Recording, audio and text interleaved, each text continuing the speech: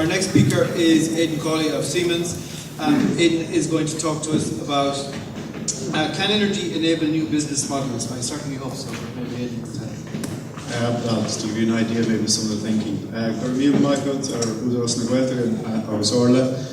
for inviting me here to speak today. For inviting me to speak today. We're a big technology company also. Siemens are probably 4 times bigger in terms of revenue Schneider, but I think we have a long history here in Ireland. We have a long history here in Ireland. Some of it I'll refer to here in the slide deck. But if you look at the energy development and the electricity development within the Irish system over the last probably 200 years, maybe we're going back to the future because of the way things started. It could be a development towards the way we're going to end up. And some of this thinking is what is being discussed internally in Siemens as to how the energy systems and how the grids will change over the next coming years. Just to look back, I suppose, back into the 1800s, which was really energy 1.0 for the electrical systems. Around the mid-1800s, towards the 1880s or so, on the major development in the turbine, by Charles Parsons, which was developed here in Trinity. Siemens inventing the dynamo, which was which progressed to the generator, effectively created the 2 main mechanisms which needed to create lots of electrical power for local communities. Many of them were localized. They were feeding mainly incandescent lights and motors, which were again invented around the mid-1800s.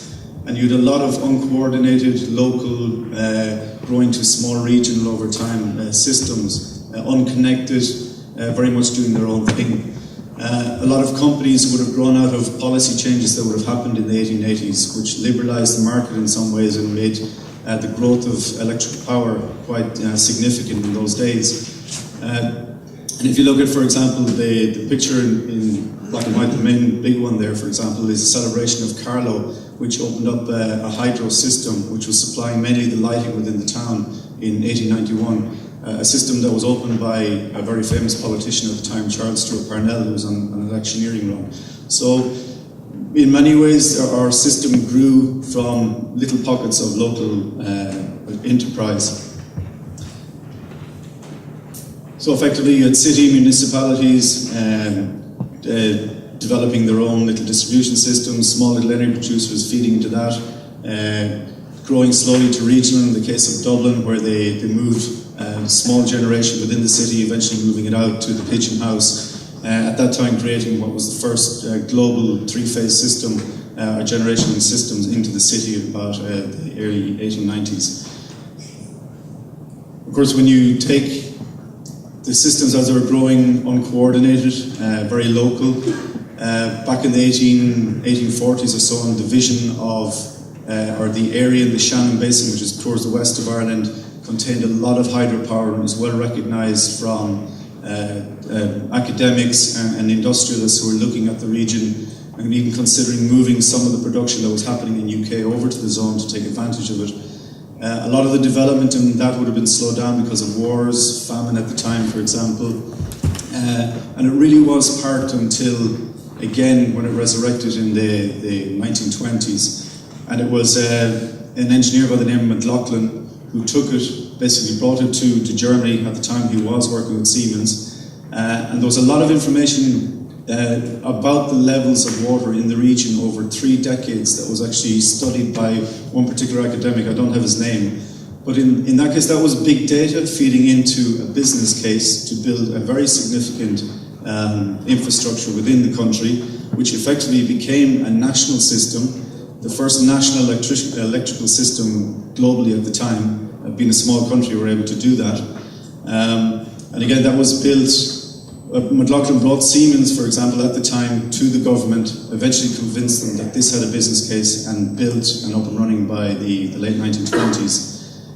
Eventually the systems within Dublin, which would have been the major contributors to small local systems, connected to what was this very remote located generation station. They connected onto the system, and this really is the Smart Grid 1.0. where we're starting to take all these local uncoordinated little regional systems and start to connect them together to one synchronized system. And that over time has grown organically. ESB came out of the founding of that, have grown the network organically. And effectively this is what we have at the moment, where we have very much large generation located not necessarily in urban locations but in very remote locations to the load. Transmission systems that have been built and grown over many decades, distribution obviously, and now small generation feeding in at the bottom. And this is causing the complexity that a lot of people have talked about this morning. Again, the market has been liberated over the last couple of years, where there's a very robust CMO, or a single energy market here in Ireland. Likewise, other European countries would have developed something similar, and energy retailers competing basically for our euros to buy the energy. The top basically talks about all the things that have been referred to this morning. We have generation which is changing quite significantly around the renewables. They're going in at the distribution side, creating all their problems. Data analytics is something that Siemens is now seeing that there's huge benefit in working with. I know Andrew Keane talked quite a bit about active network management, and there is a project we finished with the DNO in the UK around a live active network management system, and the amount of data that's pulling out and showing the operator of how to operate their system better, how to drive more efficiencies through it, is quite considerable. So this is a new dynamic that will start to creep into the electricity market. And of course, with data, you can drive out new business models. I think the likes of Google and all of those very data-oriented companies are showing us that there's something to be mined within the information, within the data. So that is definitely going to drive new businesses out of the new market that's starting to come to fore. There's some animation in this, so I hope it doesn't trip me up. So what a lot of people talked about this morning is really around flexible networks. A lot of talk around smart grid providing that. Flexible generation. We have old legacy machines which back maybe 10 to 15 years ago would have been acquired to stay at absolute full load for as long as they can, drop off when they need maintenance. Now we're asking these machines to flex up and down with the grid, and they're finding it very difficult to do so. They hadn't foreseen the change that renewable has made into the market. So flexible generation is very much a mix within the energy system at the moment. Flexible demand, a lot of reference to demand side management made from a number of presentations, which is quite important, I think, to the system side and providing services. And of course the market as well, encouraging incentives to come in to encourage all this flexibility. So all this change we're seeing happening from Airbrid, for example, this morning presented some of this. If I just look at low carbon network, for example, the UK have done a lot of pilots around some of these elements, and you can see where most of the pilots are starting to pop up is very much on the network side. Quite a lot could be done probably on the market side, models in delivering electricity in a different way to the market. We're starting to see that happen in the way that, for example, prepaid power, PIN energy, is a new manner of delivering energy to consumers. I know Electric Ireland, for example, in the last couple of weeks have launched pay-as-you-go, which is very similar to a telephone product. So this is the kind of business services that will start to come out of energy.